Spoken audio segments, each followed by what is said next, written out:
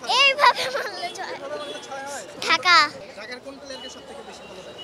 সাকিব আল হাসান। সাকিব আল হাসান তো এবার খেলছে না। সাকিব আল হাসান তো এবার বিপিএলে খেলছে না। লিটন। লিটনকে? আচ্ছা তুমি কোন দলকে সাপোর্ট করছো? ঢাকায়। ঢাকার কোন প্লেয়ারকে চেনো? ঢাকার কাউকে চেনো? লিটন? খেলা দেখো? ছয় কিভাবে হয় জানো? বলো তো ছয় কিভাবে হয়? এটা বুঝতে পারি না। হ্যাঁ?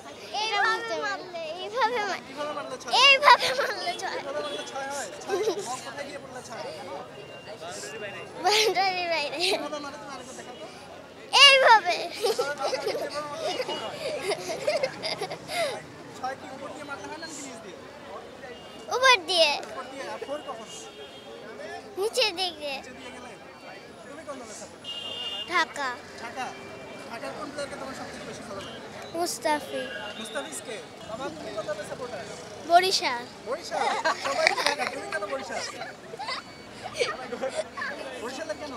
বরিশালে কাকে ভালো লাগে? জানি তানির ইকবাল। তামিম ইকবালের জন্য বরিশাল। আজকে কি মনে হয় বরিশাল জিতবে? হ্যাঁ, বরিশাল এবারও কাপ নেবে কি মনে হয় তোমার? বরিশাল কাপ।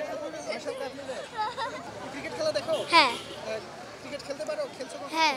ছয় কিভাবে হয় জানো?